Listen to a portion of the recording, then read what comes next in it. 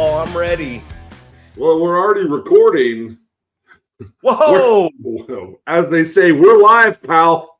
We're live, pal, and you're probably wondering, no, I am not portraying Dr. Haywood, ladies and gentlemen. It's that time right now. Grab your pills, grab your Vicodins, grab your unprescribed by your doctor medication, ladies and gentlemen, and just don't drink too heavy because it's the biggest celebration in the world. It's the 100th episode of the Going Over podcast. We're no longer double digits, Paul. We are triple digits, and it is I, your neighborhood-friendly coach, trainer, promoter, and 44-year-old professional wrestler, Zack. Prime time Reeb. I'm wearing the gold, and I might take it off just to fire up all the ladies out there who just can't get enough. And I'm joined alongside my podcast partner, the 7-foot wrecking ball, Paul Isadora. Paul, welcome to this golden, shiny program. And I'm wearing the outfit that people say I look like Aquaman or a mermaid in. And I just wanted to slap the dick out of every one of their mouths. Well, happy 100th episode. It's crazy to think, man, that it just feels like yesterday that we were just starting this thing off and, wondering if we could talk for an hour, if we could find subjects that were interesting to talk about, if anyone would listen, could we do this more than, a handful of times? And now here we are.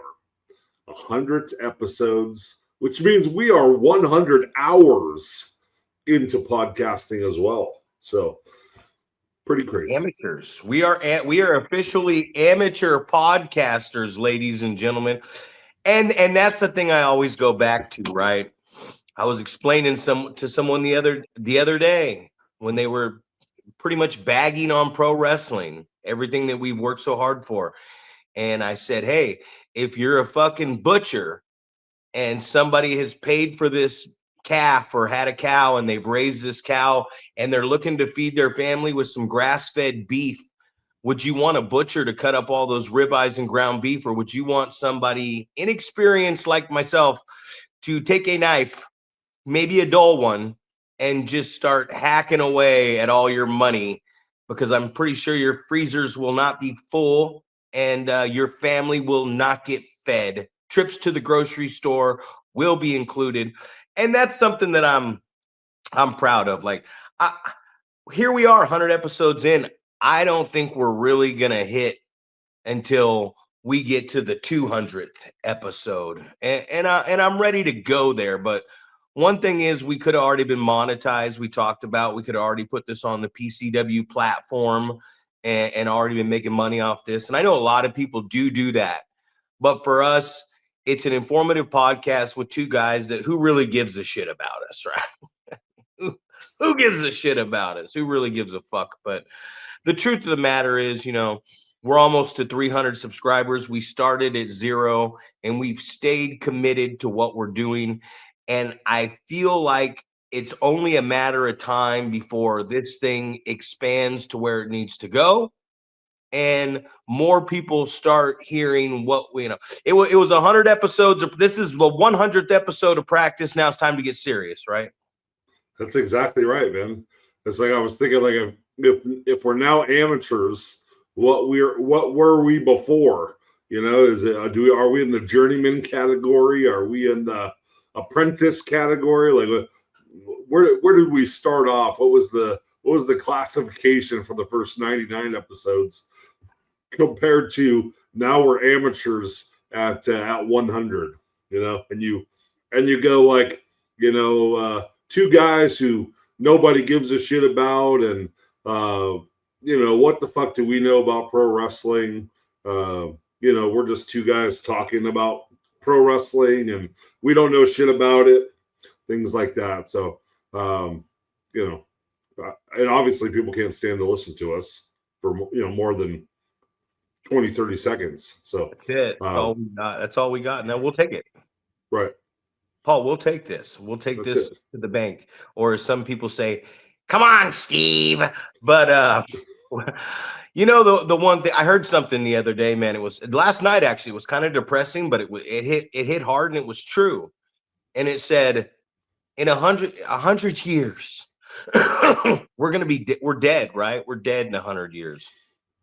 The vehicles we drive are going to be hacked up into scrap metal. The house we live in will either be tore down or somebody else will be living in it. 20 years, a couple generations, maybe if we even leave our stamp here, will anybody, including our own family, remember us? I mean, do you know the history, the family tree, the lineage of your great-great-grandparents? Because I don't know my great-great-grandparents' middle name or their story. So basically what I'm saying is life is too short to really worry about what the 99% of shit that we worry about. Is the house going to be full? Does this guy give a shit what we think about? Are people going to sign up at the training facility? And like 99% of the stuff, and it was a very good point that we think about, doesn't even fucking matter in the scheme of this. So life is too short not to do what you want to do and have a good time, man. And I'll tell you one thing, brother. I have had an amazing 100 episodes with you.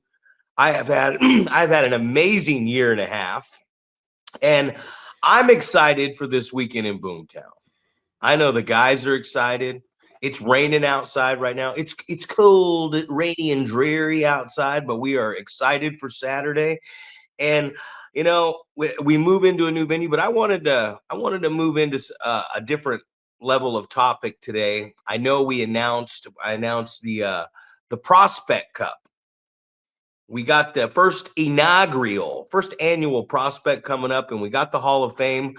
I wanted to touch on some of this stuff today. So, we got a one night, one winner, 8-man single elimination tournament. The cup's going to look pretty fucking cool if you ask me. So I just wanted to move over here on the left bracket real quick on the road to the finals.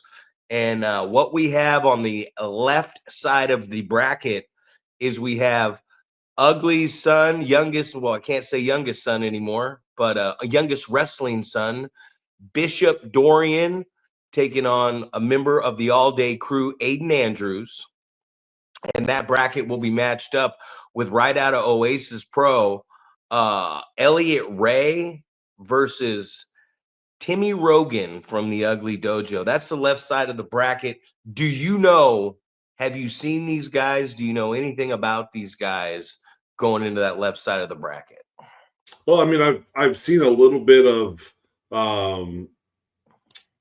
I think I've seen a little bit of Bishop Dorian, here and there. Obviously a lot of things like Ugly Post or I don't know if I've necessarily seen an entire match. But I don't know. Like, obviously, he's a young kid. He's 15, 16 years old, right? Like, he's youngster. Yeah, real young. And, you think about like when Ethan Reno started, that it had to be something along those lines. But it's, it's got to be, you got to think that you have a distinct advantage with your dad is the trainer. Your dad is probably talking to you about different things, outside of training time about wrestling still, going on the road, watching you wrestle matches. There's got to be a lot of insight that's being given to him about pro wrestling. So definitely an added advantage there. But, we talked about Aiden Andrews, right? This just the brute, right? That's the brute of that group, right? Left-handed kid. Is this the Southpaw? Southpaw. Southpaw Italian kid. Yeah. So I mean, and the time that I saw him obviously was in that battle royal, but it was like, we talked about it the episode after that happened, that guy made an impact, right? The guy was there just just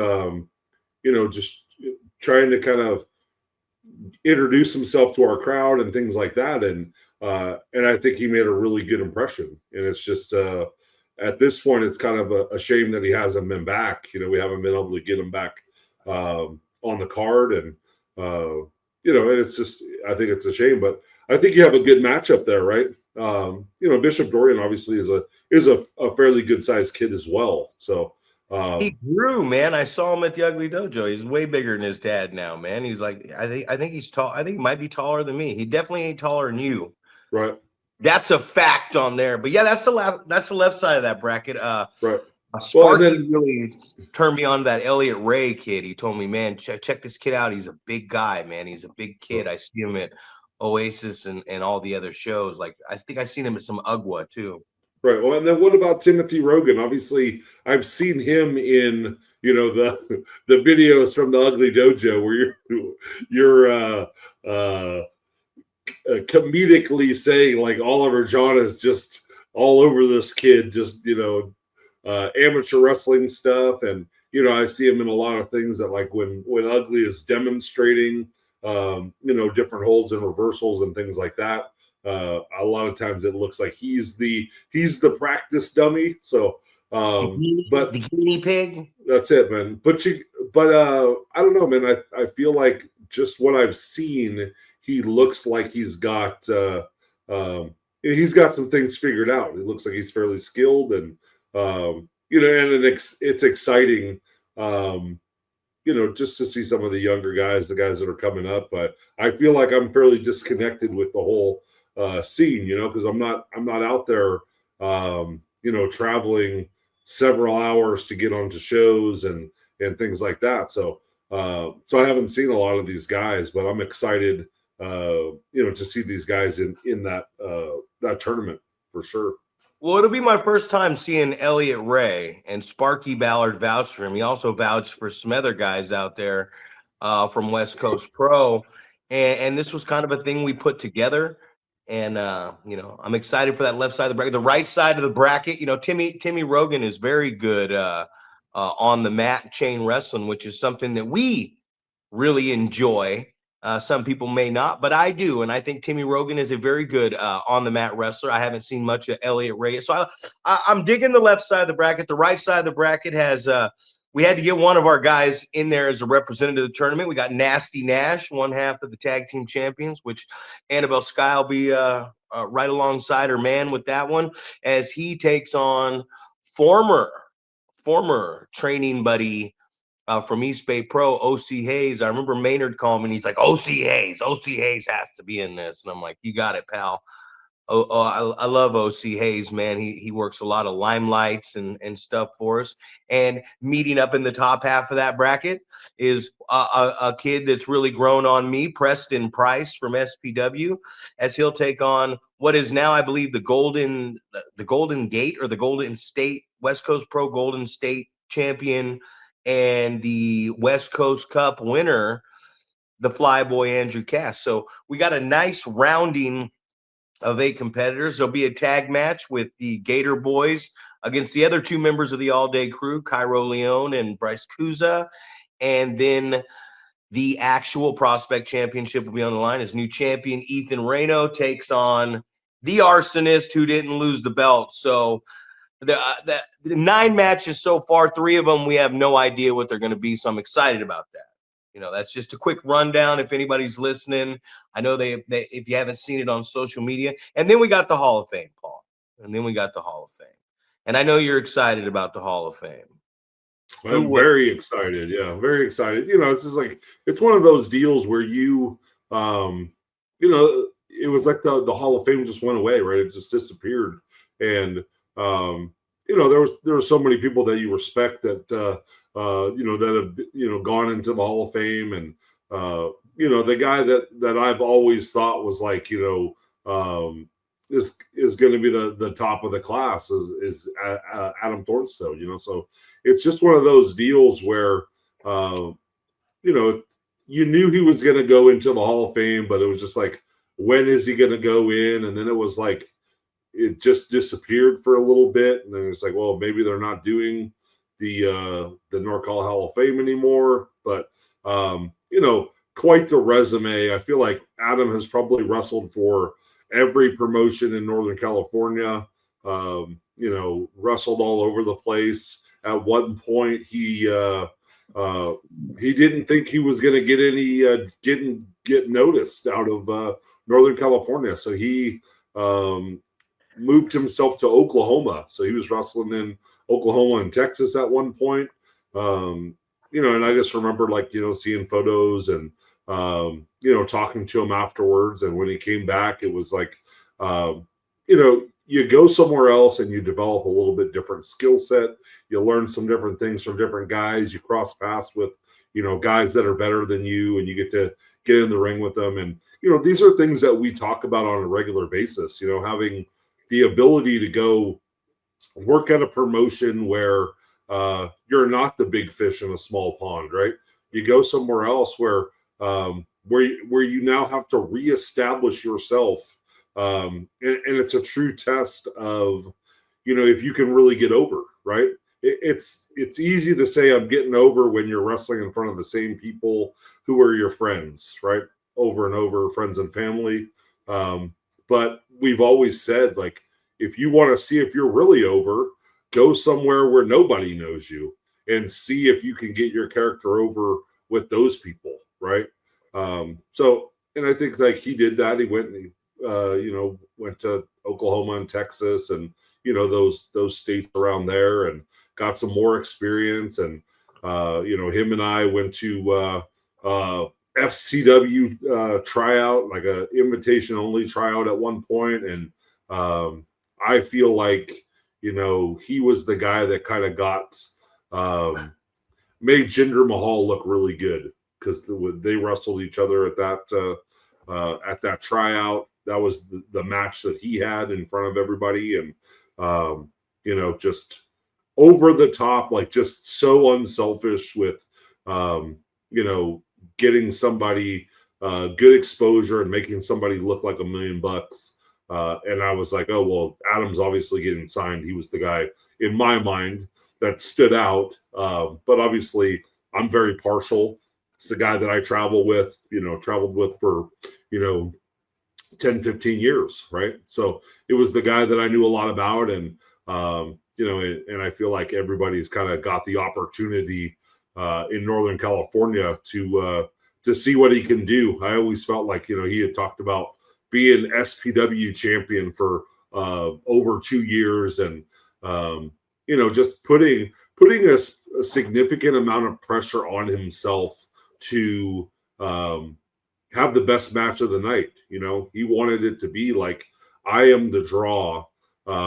People are coming to see me. I'm the, you know, in theory, I'm the name on the marquee, and you know, people are paying their money to come watch me wrestle. So I just remember having those conversations about how he felt it was stressful, because the pressure that he was putting on himself to have great matches. And you know, I felt like at one point, you know, I was the champion of that company, and I felt that same type of pressure where I felt like I had to go out and I had to have the best match on the card. So, but it was because he led by example, and, you know, the great conversations that I got to have in the car with him, and so much I learned from him about, you know, different places that he had gone. And like I said, very unselfish as far as sharing that information. So, and I know it's a guy you look up to as well, so I'm sure you've got some kind things to say as well.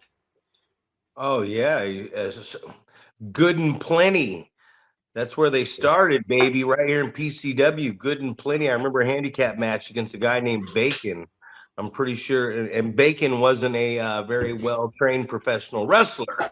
That he was. He was not also what he was not a young man as well. So I got a lot of fucked up stories to tell you about Mr. Adam Thornstowe. But, you know, and Dana Lee, R.I.P. Dana Lee. I know his brother's going to be coming down, and his brother's going to be coming down and accepting the award for him. You know, Venice DeMarco and Jameel Hempel, his Hempel, I believe it is, but his former tag team partner in Rush Hour. I know we're going to see Flacco Loco and the Cannibal Drake Nelson there doing doing the actual presentation for Adam. I'm pretty sure it's Rick Luxury for Bobby Hart. as we're doing stuff like that. But you know, it's just going to be exciting. We're putting the King of Indies in there. I talked with JR Kratos, Brian Cage. It told me if he just did the surgery, so we might see Brian Cage. Still waiting back on a lot of names, but it kind of came fast, man. This kind of came fast, but it's something that me and Sparky and I wanted to do, and Rick was here, and we started talking to you, and Adam was kind of the guy we threw out there, and it's the presentation of it, man. I was just over at the building with John. We broke down the ring, me, John, and Ethan, and we watched John long, beautiful strokes, painting the floor black, and doing a lot of work on the building, and that's the one thing that people don't understand about he was showing us the long strokes. That's what people don't realize too about a guy like John Cooper is John, which now I'm involved in with the building and the office and stuff like that, which I've always wanted to work with John, because I feel like John is a really about business, man. He cares about the presentation of this thing.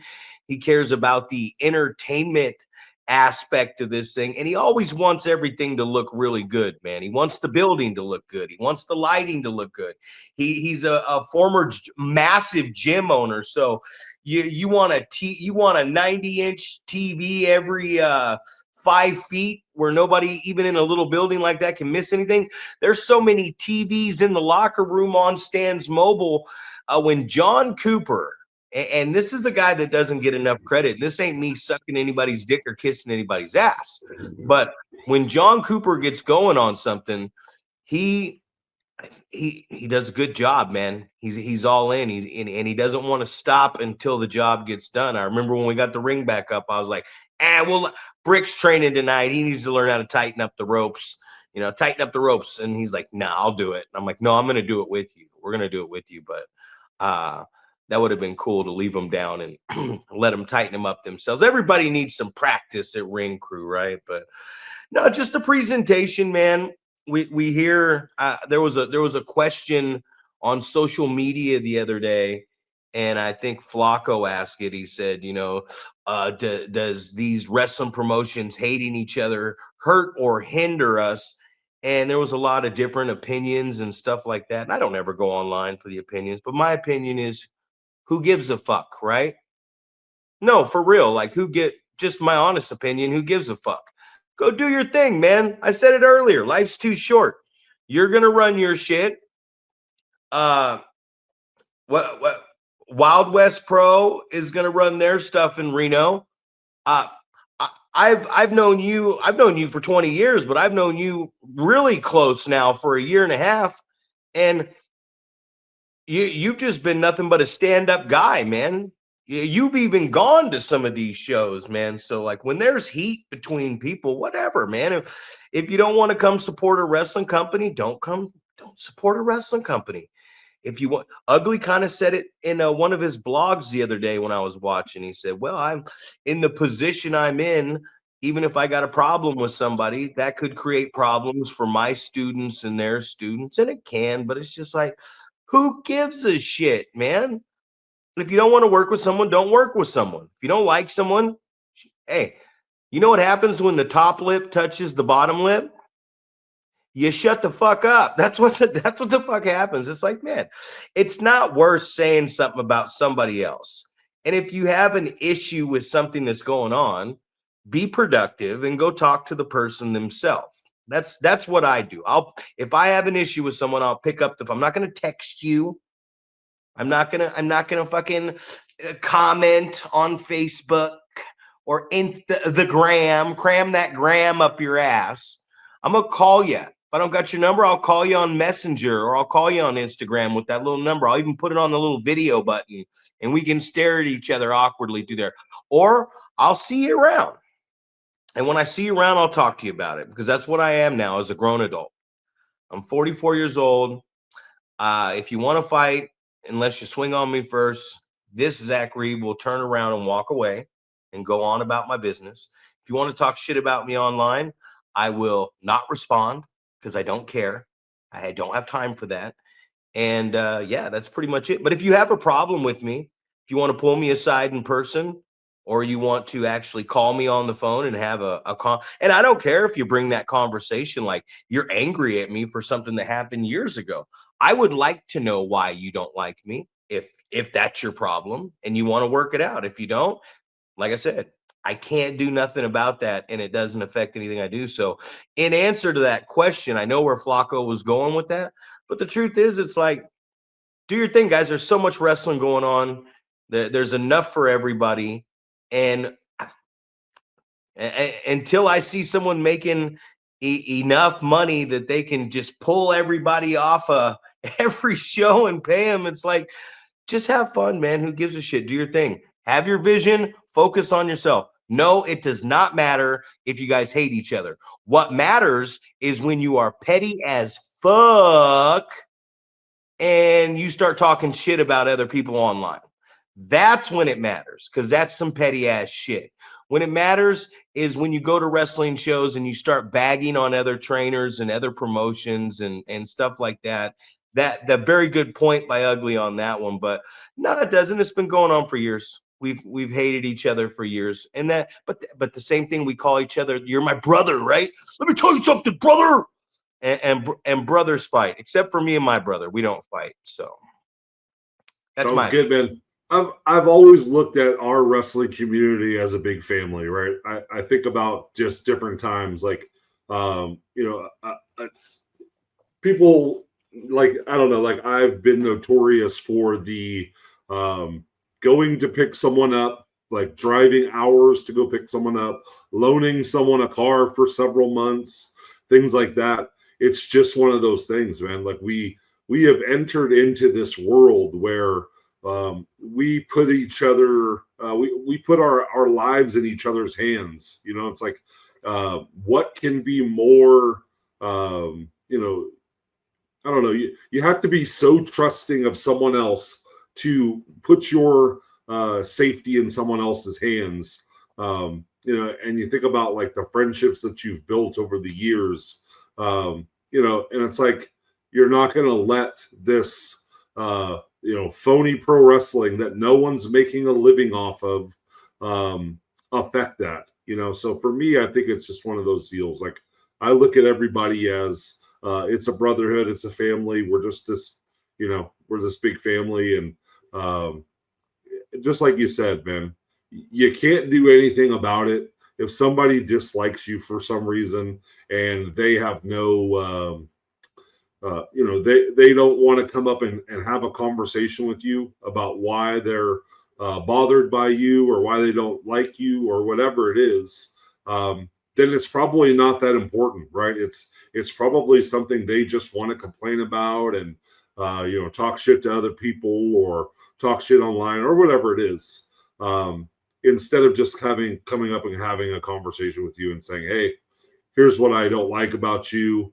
This is what, maybe it was something that happened. And I remember distinctly me and my best friend growing up having a time that we didn't talk to each other for like a year or something like that over something that I thought he said, or, something that like he thought he pissed me off and vice versa. And then when you finally sit down like men and talk about it, you go, oh shit, it was a misunderstanding.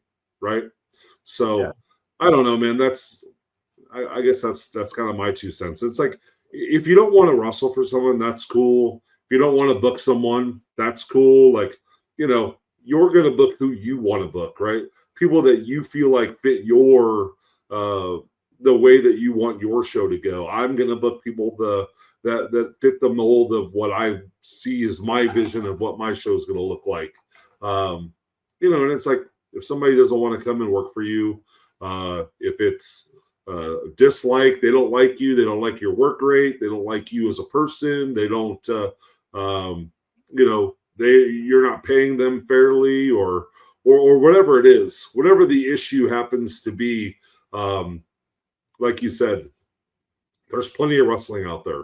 There's hundreds and hundreds of wrestlers out there.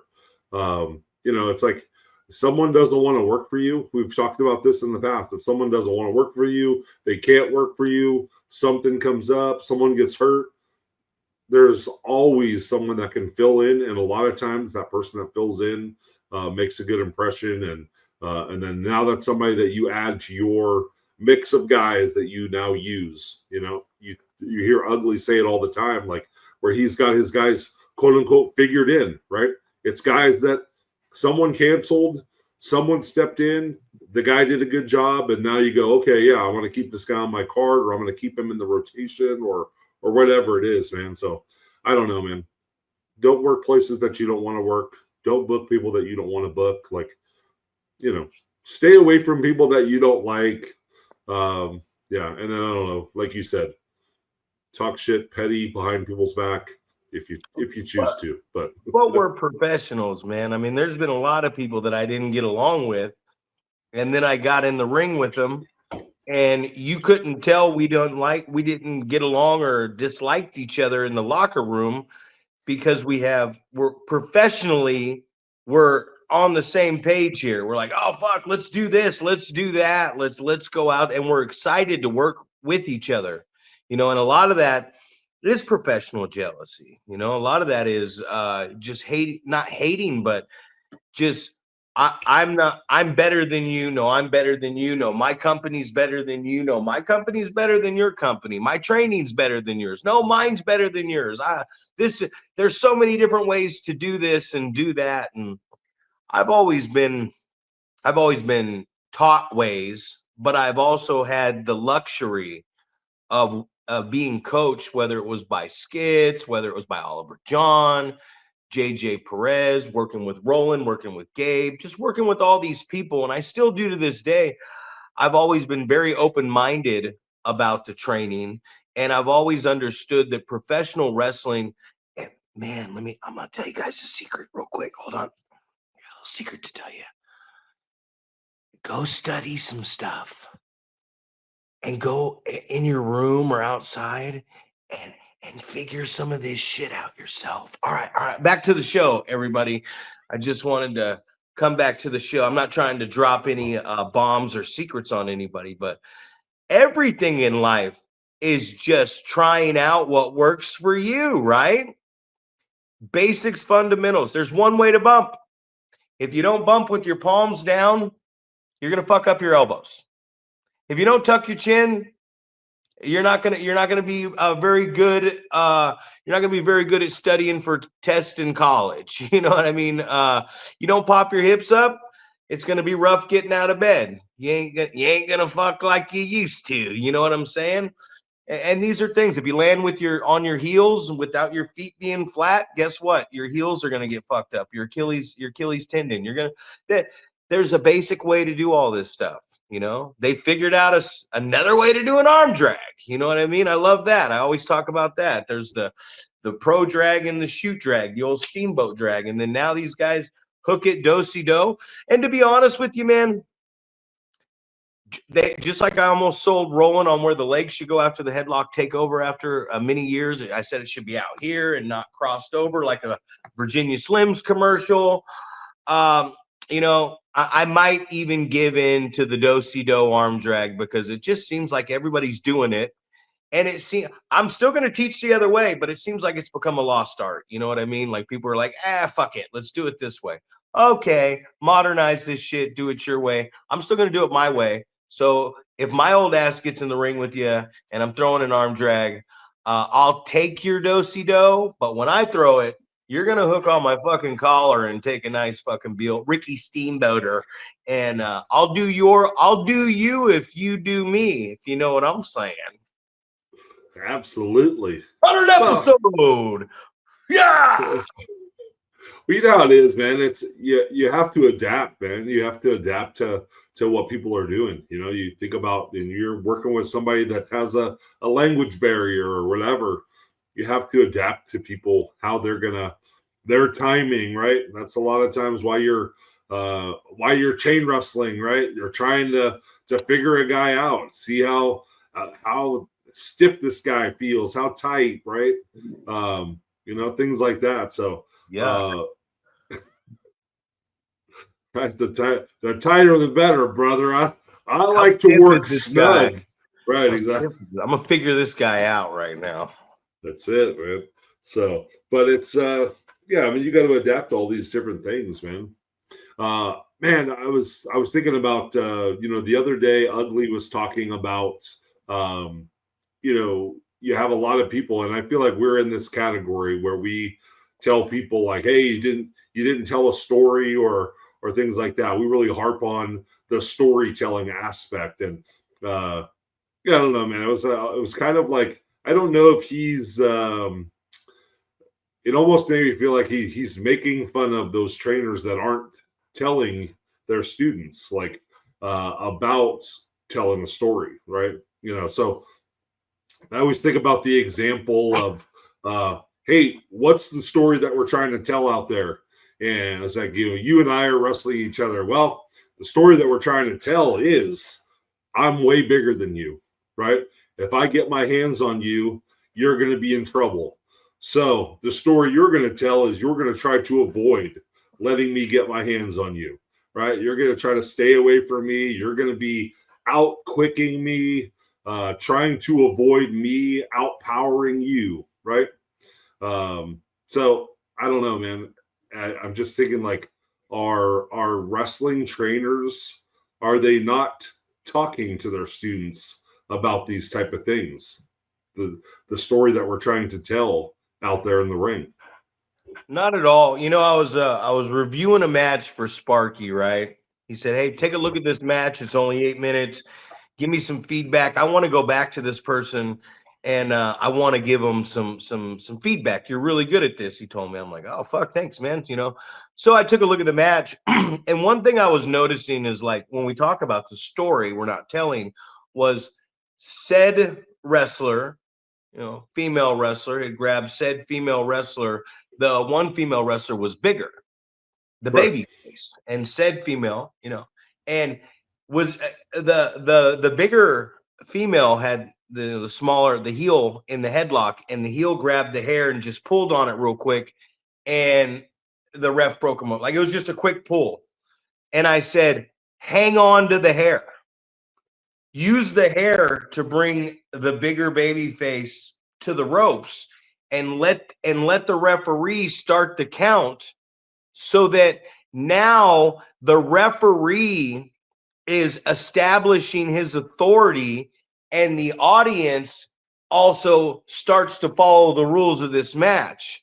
And it shows that this person is the heel and they're using an underhand tactic. And then I saw a test of strength, and it's like, you always go, oh, let the heel get the better of the test of strength, and then the baby bridges or whatever back up. But in this case, it was actually done the other way, and it made sense because the baby face was bigger and the heel went down, but the heel came up too quick. I'm like, no, you got to work that test of strength longer. Let the baby face really get some time in to really work that test of strength. And then when the heel finally realizes she can't power out of it and she's losing this battle, that's when she uses the underhanded a maneuver, whatever it is, to gain control and start the heat. And I'm watching this, and that's a story. The baby face is bigger than the heel. So the baby face is going to overpower the heel. So the heel's going to have to pull on the hair. The heel's going to have to lose that test of strength, and not going to win that test of strength. So the story is the heel getting overpowered and not overcoming, but having to use the underhanded tactics and the shortcuts to stop this powerful baby face. And that becomes that's just a simple story. And that's what the critique was that I sent over was, yeah, right here, and then I saw, and it's one thing I tell everybody, we talk to the Ballards. The comeback is part of the finish. So if the audience is up here and you're double down and you let them come here, and then you start bumping around after that, A, it don't matter anymore because it's a cold comeback or a cold hot tag.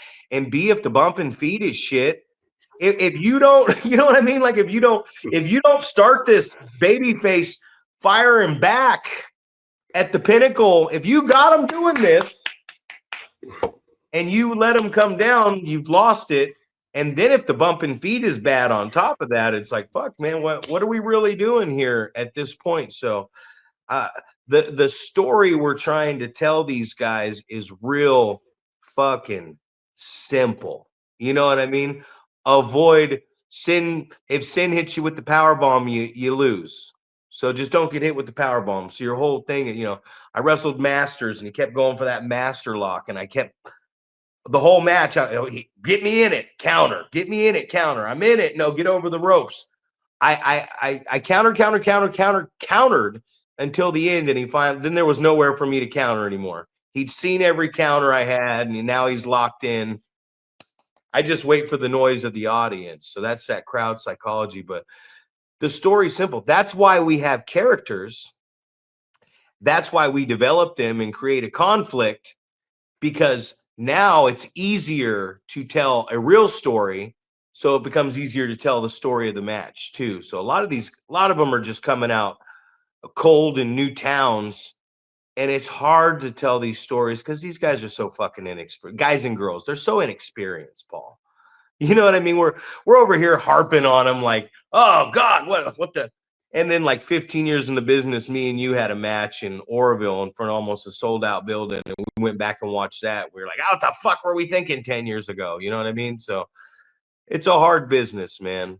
And that's why I don't try to overload these guys too much, man. I'm like, hey, sell down for me. You know, if I'm the heel, sell down. Baby, sell down for me. Keep it simple with what I tell them now. Absolutely. And I think maybe that it's this assumption that we understand that it's when you say tell a story, it should be understood. This is what we worked on in wrestling school.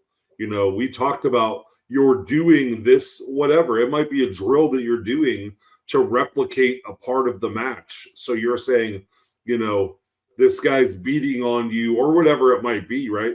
The guy's beating on you. You know, you had mentioned from that same match you were critiquing about hitting something early and then having it countered later to lead into, you know, maybe getting to your hot portion of your match, your comeback, right?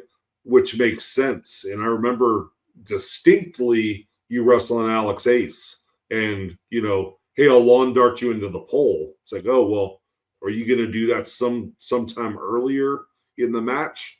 That way it's a callback to that. Like, oh, I've seen it earlier, so now I know how to counter it. You know, you just talked about masters. You know, you're countering out of everything, and now he's seen every counter that you have for this particular thing, so he knows how to overcome those counters. So yeah. I guess it's just that type of stuff where you think it's storytelling, and you know, and I think you can lead that right into, like, you know, when you're cutting promos on people, you know, there's storytelling there as well. You know, we've heard it so many times where it's like, if a guy is talking about a guy that they're going to wrestle and they do nothing but fucking run the guy down and say he's a piece of shit and I'm going to beat you easily and all this different stuff. It's like, yeah, that's great. But then when you beat this guy, you beat a no one, right? Because this guy wasn't a challenge. You know, you should win. That's the scenario where you always think about, like, if I get in a fight with somebody that's smaller than me, it doesn't mean anything if I beat this guy up, right? Because I'm supposed to do that. But if a smaller guy kicks my ass, then it's like, oh, you know, what a pussy you are. You let that little dude beat you up. So it's a lose-lose, you know, in my scenario. So if you don't have anything to talk about, then it's an introduction. You know what I mean? And it's that simple. Like, cool, I know who my opponent is, but if I haven't done anything here yet, if I don't have what happened to me last show or how I'm feeling about that, if I don't have that emotion yet because I haven't done shit, then it's almost an introduction to myself. Hey, this is who I am. Or maybe just don't cut the fucking promo and go out and have your match so that if you do come back, then you have something to talk about. Because there's nothing worse than seeing somebody stand in front of a camera that nobody knows who they are. And they're like, hey, I'm this guy and I'm coming to, you know, we knew who Lex Luger was. I was there live at the old Arco Arena. But who did they send out there when they lifted the drape up at the Royal Rumble? Bobby the Brain Heenan. He left the booth with Gorilla and he went down to and he's like, oh my ladies, it's the Narcissus. Show us Lex. Show us Lex. You know, if you're trying to introduce somebody new, send somebody out there to tell us about this guy. Let the commentary tell the first bit of story about this guy. Don't just put some cold character or cold wrestler that nobody knows. And I think that's the problem too. When we say established characters, we're not saying gimmicks. Everyone's so caught up on your character has to be a gimmick. They're two different things. A gimmick is a garbage can. You know what I mean? I'm a garbage man, not a garbage can. A gimmick is the Mountie, something like that, a repo man. You know, a character is like Zach Reeb is this conniving boss of the company who's looking to sway every, that's what we mean by establish our characters. Everybody comes up with nicknames. It's like, oh, cool, dude, you gave yourself a nickname. Right on. I like it. I like your nickname. So this is your nickname. Why is this your nickname? Why did you decide to give yourself and christen yourself this nickname? Well, maybe we should have the commentary team give them that nickname. If your name is Showtime, maybe after a couple matches of just being Bobby Smith, fucking old Doc Haywood over here goes, Bobby Smith shows up every night because he's here ready to go. And every time he's in that ring, it's showtime. And he becomes Showtime Bobby Smith or Bobby Showtime Smith. And it gets the commentators over because that's their job, right? They're the fucking analysts. They should be saying stuff and in interviews, they should be christening these guys. Like the nickname should come later. It's Bobby Smith. You wanted to make your debut, you're Bobby Smith. You're not fucking this character already, unless it's a special character and it's a bigger guy or something you're trying to present a different way. But we go into these things so cold sometimes. We're like, all right, everybody's here. Everybody line up. You're cutting a promo. Okay, cool. Well, what would I do at the Prospect Cup? I'd be like, all right, guys, cut a promo about what this tournament means to you and talk about your opponent. But I'd want it to be brief.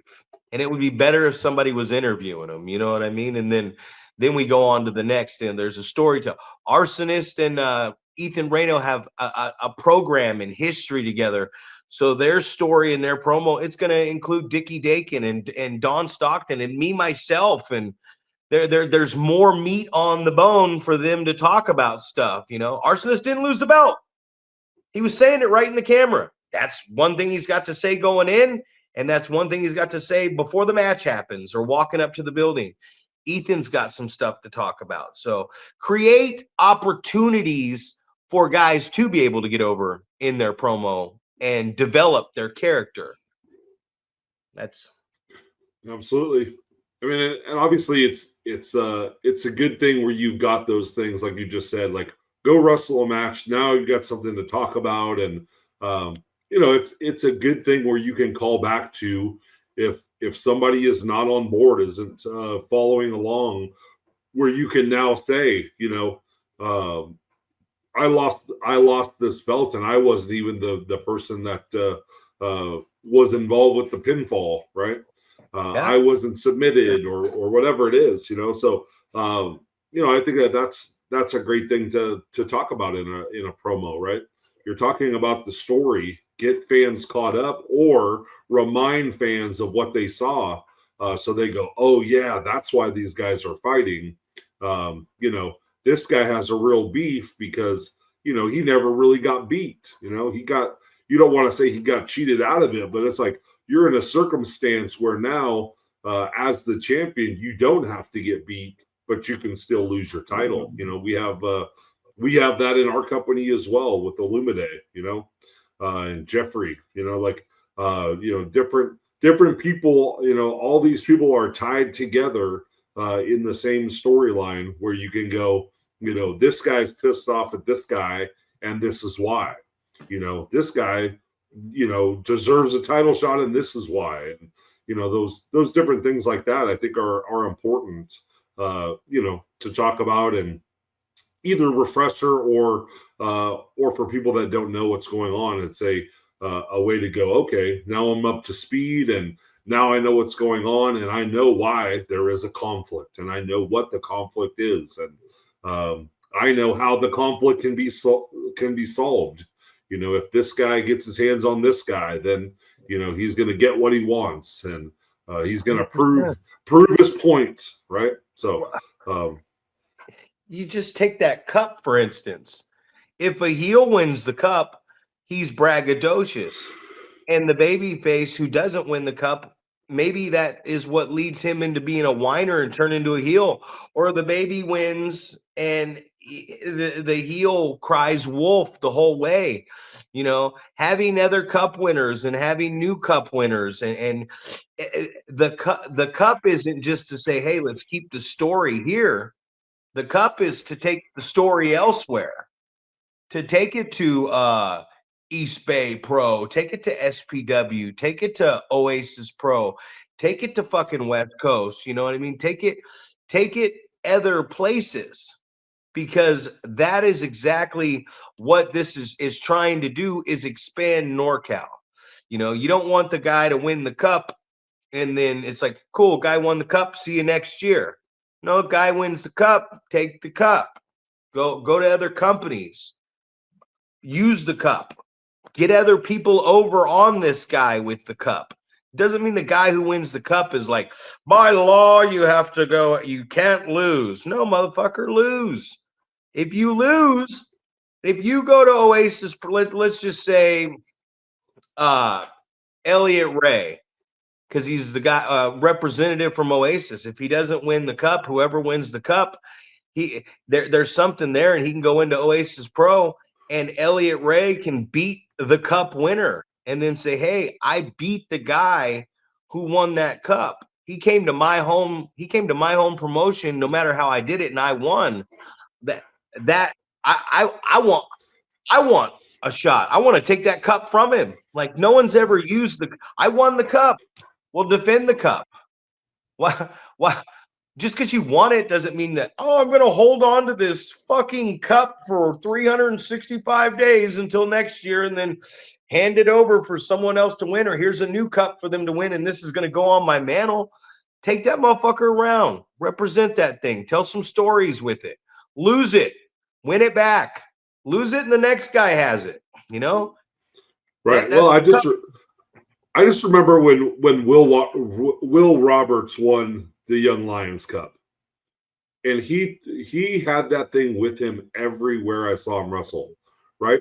And he would be announced as the Young Lions Cup champion, and all this different stuff, man. And it's like you can do so much with that, just as far as telling a story. I mean, you're talking about a perfect scenario. Somebody from a promotion, now you're saying, hey, well, maybe you got eliminated earlier on in the tournament and you didn't get an opportunity to wrestle the guy that won. But if you did, you're thinking, I would have beat that guy. I would have beat that guy that's the champion. The circumstances led to me not getting a matchup with him. Otherwise, I would have beat him, right? So there's so much to be done. You talk about how much meat is on the bone in that situation, and there's just so much you can do.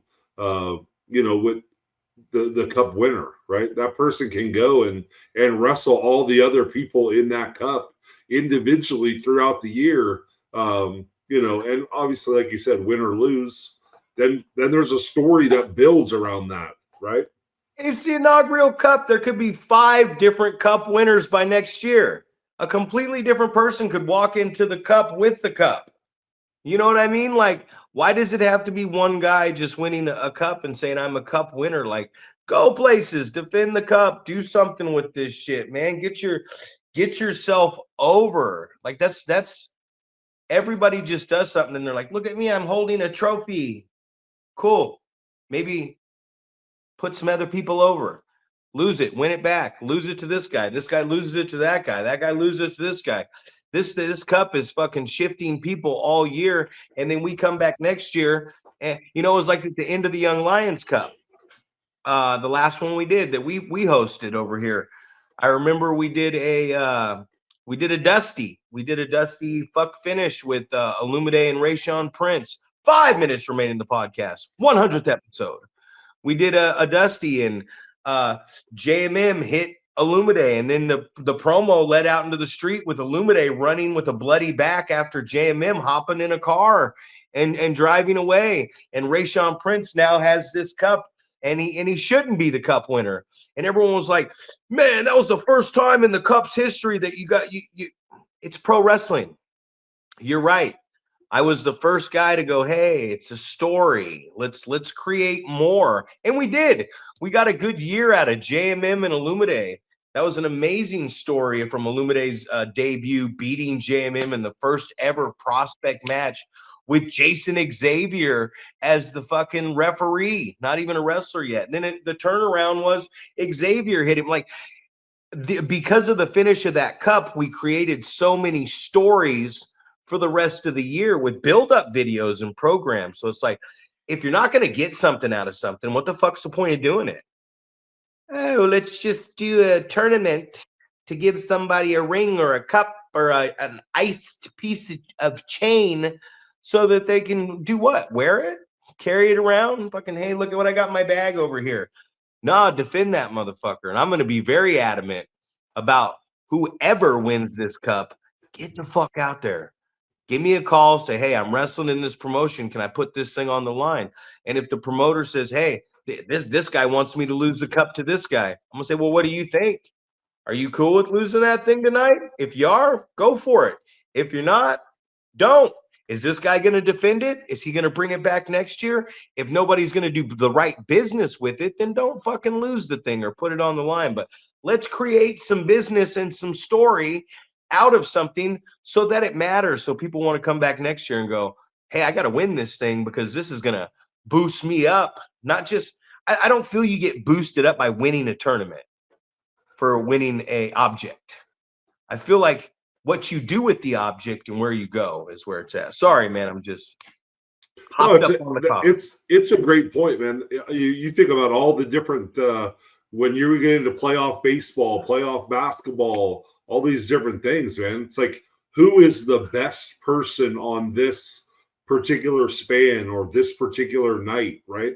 You might not be the best wrestler, but you might, weasel your way through the bracket and end up winning, right?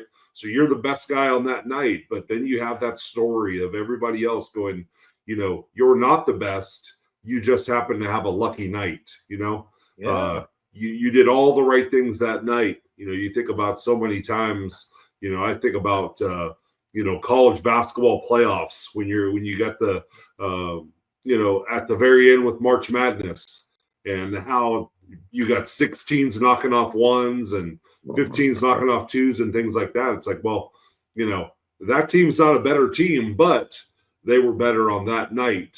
And, 100%. Single elimination, makes the stakes so much higher in those games, or in this case, matches.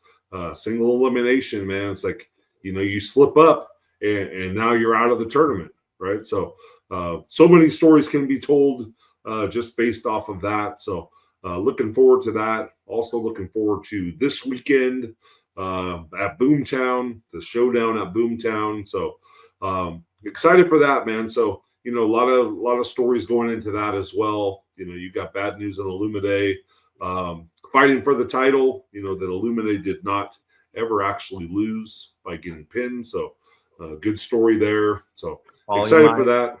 All you mind. I'm looking forward to that match. I'm looking forward to seeing a lot of the other matches as well. Debuts of some people at our company. So I'm looking forward to putting my prosthetic gloves on and getting a hold of that dirty MILF Hunter and that not so dreamy Drew. You know what I mean? The gyration, disgusting sensations. And maybe I'll give Dickie a couple shots of Jack Daniels, even though I don't drink beforehand, so Dickie can go out there and be an obnoxious little asshole. But hey, speaking of stories real quick before we go, let me throw this out there. Kid Carson caught me with an upset backslide in Carson City. I mean, this kid should be bragging about this thing and talking about this all day long to work on his story. Hey, 100 episodes, Paul. Zach Primetime Reeb, the Wrecking Ball, Paul Isadora. Triple digits now, motherfuckers. Hit that subscribe button for us.